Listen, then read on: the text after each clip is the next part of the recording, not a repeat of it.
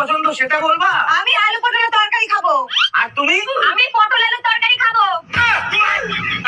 আজকে কারোর ইচ্ছাতে রান্না হবে না, আমার ইচ্ছাতে রান্না হবে মাংস ভাত। এটা কে রে? কোথা থেকে উঠে এসেছে? ফেসবুক ইউটিউব কিছু দেখে না নাকি?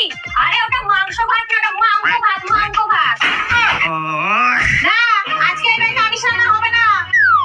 কিন্তু কেন? আজকে শনিবার। আচ্ছা তুমি কি চাও, নিরামিষ নিয়ে দুই বউয়ের মধ্যে মারামারি হোক, নাকি সবার প্রিয় মাংস ভাত হোক? কিন্তু আমি তুমি খাবা না?